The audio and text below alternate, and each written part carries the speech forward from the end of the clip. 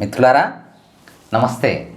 పరమశక్తివంతమైనటువంటి శ్రీ లలితా సహస్రనామ స్తోత్రంలో ఇవాళ 91వ శ్లోకము నుండి 95వ శ్లోకం వరకు పారాయణ చేసుకొని భావాలను తెలుసుకొని అమ్మవారి అనుగ్రహానికి పాత్రలమవుదాం.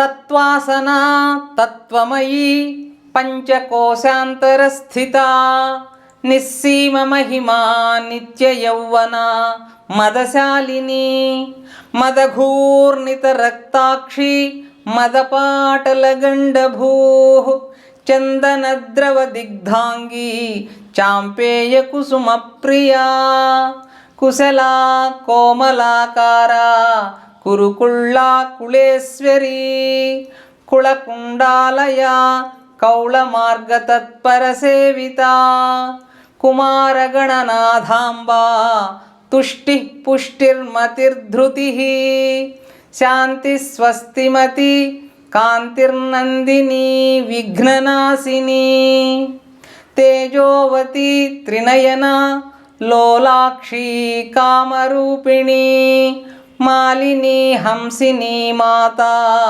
మలయాచలవాసిని. మిత్రులారా, భావాన్ని తెలుసుకునే ప్రయత్నం చేద్దాం.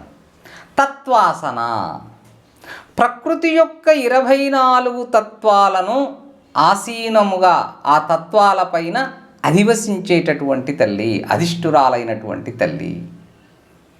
ప్రకృతి యొక్క 24 తత్వాలు.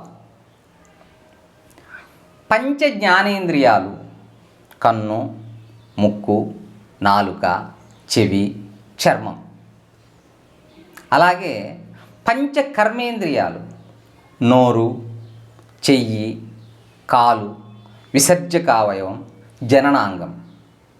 అలాగే పంచ తన్మాత్రలు శబ్ద, స్పర్శ, రూప, రస, గంధాలు. అలాగే పంచభూతాలు భూమి, ఆకాశం, గాలి, నీరు, నిప్పు. ఇక్కడికి 20. అహంకారత్రయం అహంకారం, బుద్ధి, మహత్తు, చివరిగా మనస్సు. ఈ 24 తత్వాలు ప్రకృతి యొక్క తత్వాలు. ఈ 24 తత్వాలను ఆసనంగా చేసుకున్నటువంటి తల్లి, 24 తత్వాలపై అధివసించినటువంటి తల్లి. తత్వమయీ ఈ ప్రకృతి తత్వాలను అధిష్ఠించటమే కాదు, ఆ తత్వమై తానై ఉన్న తల్లి. ఆ తత్వమే తానై ఉన్న తల్లి తత్వమయీ. పంచకోశాంతర స్థిత. మన ఈ శరీరాన్ని స్థూల శరీరం కంటికి కనిపించేది, సూక్ష్మ శరీరము, కారణ శరీరాలు, మిగిలినవి 3 రకాల శరీరాలుగా చెప్తాం. ఈ 3 రకాల శరీరాలలో పంచకోశాలు ఉన్నాయి. ఈ స్థూల శరీరంలో కనిపించేది అన్నమయ కోశము, మిగిలినవి సూక్ష్మ కారణ శరీరాల్లో ఉంటాయి. ప్రాణమయ కోశం, ఆనందమయ కోశం, మనోమయ కోశం, విజ్ఞానమయ కోశం. ఈ 5 కోశాల యందు ఉండేటటువంటి స్వరూపం పంచకోశాంతర స్థిత. నిస్సీమ మహిమా. అమ్మవారు కేవలం పంచకోశాల యందే ఉంటుందా అంటే కాదు, నిస్సీమ మహిమ, హద్దులు లేని మహిమ కలిగినటువంటి తల్లి. నిత్య యౌవన సర్వకాల సర్వావస్థల యందు యౌవన స్థితిలో ఉండే తల్లి. మదశాలిని. ఈ మద అనే పదాన్ని మనం లౌకిక అర్థంగా పొగరు, అహంకారం అలాంటి భావనలో వాడతాం. కానీ ఇక్కడ ఈ అలౌకిక ఈ దేవభాషలో మనకి మద అంటే బ్రహ్మానంద పారవస్య స్థితి. మదశాలిని. అమ్మవారు బ్రహ్మానంద పారవస్య స్థితిలో ఉన్నటువంటి తల్లి. మదఘూర్ణిత రక్తాక్షి. మన మనసులో ఏమైతే ఉంటుందో అది ముఖంలో ప్రతిఫలిస్తుంది అంటాం. Face is the index of mind అంటాం. ముఖము ఆంతరంగిక భావసూచి అని. అలా అమ్మవారి మనసులో ఏదైతే ఈ బ్రహ్మానంద పారవస్యం ఉందో అది అమ్మవారి ముఖములోని కళ్ళల్లో ప్రతిఫలిస్తోంది. ఎలా? రక్త రక్తాక్షి, రక్తవర్ణంలో ఎర్రగా ఉన్నాయి కన్నులు. సరళంగా అర్థం అవడం కోసం ఈ సగం నిద్రలోంచి ఎవరైనా లేచినప్పుడు మనం చూస్తే వాళ్ళ కళ్ళు ఎర్రగా కనిపిస్తాయి. ఏరా మైకం దిగలేదే, మత్తు దిగలేదా అంటుంటాం. అంటే ఆ మైకం లేదా ఇక్కడ ఆ అమ్మవారి యొక్క బ్రహ్మానంద పారవస్యం ఆమె కళ్ళల్లో ఎర్రటి రోచస్సుతో ప్రతిఫలిస్తోంది. మదపాటల గండభూ, కేవలం కళ్ళల్లోనే కాదు, అమ్మవారి చిక్కిళ్ళు కూడా తెలుపు ఎరుపు కలిపిన సమ్మిశ్ర వర్ణంతో ప్రకాశిస్తూ ఉన్నాయి. చందనద్రవ దిగ్ధాంగి, చందన తైలము పూయబడినటువంటి శరీరం కలిగినటువంటి తల్లి. చాంపేయ కుసుమ ప్రియా, బంగారు రంగులో ఉన్నటువంటి సంపెంగ పూలపైన ప్రీతి కలిగినటువంటి తల్లి. కుశల, ఇక్కడ కుశలము అంటే క్షేమము, క్షేమంకరి అని ఒక అర్థం. ఇంకొకటి కౌశలము, నేర్పు, ప్రావీణ్యము కలిగినటువంటి తల్లి. కోమలాకార, మృదువైనటువంటి, కోమలమైనటువంటి, సుకుమారమైనటువంటి స్వరూపము కలిగిన తల్లి. కురుకుళ్ళ, మనం ఈ సూక్ష్మ శరీరంలో షట్చక్రాల గురించి చెప్పుకున్నాం. మూలాధార చక్రం, స్వాధిష్టాన చక్రం, మూలాధార చక్రం, స్వాధిష్టాన చక్రం, మణిపూరక చక్రం, అనాహత చక్రం, విశుద్ధి చక్రం, ఆజ్ఞాచక్రం అని. ఈ షట్చక్రము యందు సుషుమ్నా మార్గంలో విహరించేటటువంటి కుండలిని శక్తినే కురుకుళ్ళ అంట. కుళేశ్వరి, ఇంకా కుళము అంటే ఎక్కడొచ్చినా ఇక్కడ షట్చక్రాలుగా మనం భావిస్తాం.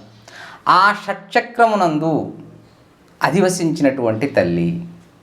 కుళకుండాలయ, కుళకుండ ఆలయ, ఈ షట్చక్రాలలోనే మూలాధార చక్రాన్నే కుళకుండము అంటాం. కుళకుండములో నెలవై ఉన్నటువంటి తల్లి.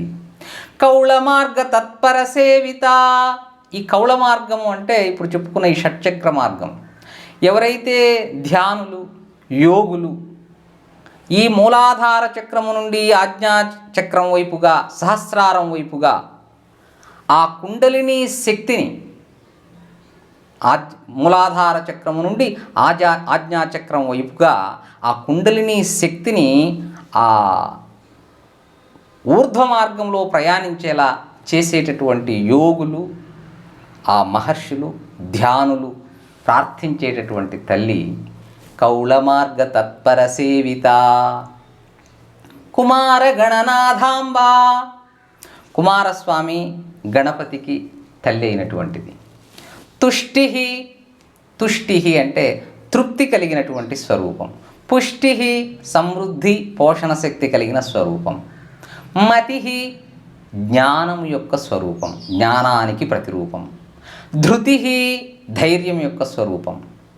శాంతి, శాంతి సత్వగుణముతో ఉన్నప్పుడు కలిగేటటువంటి ప్రశాంత స్థితి శాంతి. స్వస్తిమతి, నిర్వికల్పమైన మనస్సు కలది లేదా శుభస్థితి. కాంతి, ప్రకాశవంతమైనటువంటి స్వరూపం. నందిని, సర్వులను విశేషంగా ఆనందింపజేసేటటువంటి తల్లి. విఘ్ననాశిని, ఆటంకాలను తొలగించేటటువంటి తల్లి. తేజోవతి, తేజస్వరూపమైనటువంటి తల్లి. త్రినయన, సూర్యుడు, చంద్రుడు, అగ్ని 3 నేత్రాలుగా కలిగిన తల్లి. లోలాక్షి, కదిలే చూపులు కలిగిన తల్లి. లోల అక్షి, ఇక్కడ సూర్యచంద్రులే ఆమె నేత్రాలు కాబట్టి సూర్యోదయం, సూర్యాస్తమయం, చంద్రోదయం, చంద్రాస్తమయం, ఈ సూర్యచంద్రులు నిరంతరం ఆ గమనాన్ని, ఆ చలనాన్ని ఇక్కడ లోలాక్షి అనే మాటలో చెప్పుకుంటున్నాం. కామరూపిణి, భక్తుల ఇచ్ఛ మేరకు ఆ మహాతల్లి తన ఇచ్ఛానుసారం రూపాన్ని పొందేటటువంటి తల్లి. లక్ష్మీ రూపంలో కావచ్చు, సరస్వతి రూపంలో కావచ్చు, లలితా రూపంలో కావచ్చు, భక్తుల కోరిక మేరకు తన ఇచ్ఛానుసారం రూపాన్ని పొందేటటువంటి తల్లి. మాలిని మాలలు ధరించేటటువంటి తల్లి. పూలమాల, రత్నమాల, అక్షరమాల, ఇలా మాలలు ధరించే తల్లి. హంసిని వివేకమనే హంసను అధిష్ఠించినటువంటి తల్లి, హంసను వాహనంగా కలిగిన తల్లి. లేదా ఉచ్ఛ్వాస నిశ్వాసాలు, ఆ ఊపిరులు, ఆ ప్రాణాలను రక్షించేటటువంటి తల్లి. మాత సర్వులకు తల్లి అయినటువంటిది. మలయాచలవాసిని మలయ అచల, మలయ పర్వతంపై విహరించేటటువంటి తల్లి. లేదా ఓంకారంలో ఆ ఉ మ ఓం, ఆ మకార శబ్దం మ లయ, లయ అంటే లీనం అవ్వడం. ఆ మకార శబ్దం లీనమయ్యేటటువంటి అచలం ఏదైతే ఉందో ఆ స్థితిని మలయాచలవాసిని, ఆ నాదస్థితి, ఈ మకారం ఏ నాదస్థితిలోకి లీనమైపోతూ ఉందో ఆ స్థితినే మలయాచలవాసినిగా కూడా చెప్పుకుంటాం. మిత్రులారా, తర్వాతి నామాల్ని మరో వీడియోలో తెలుసుకుందాం. శుభం భూయాత్. స్వస్తి.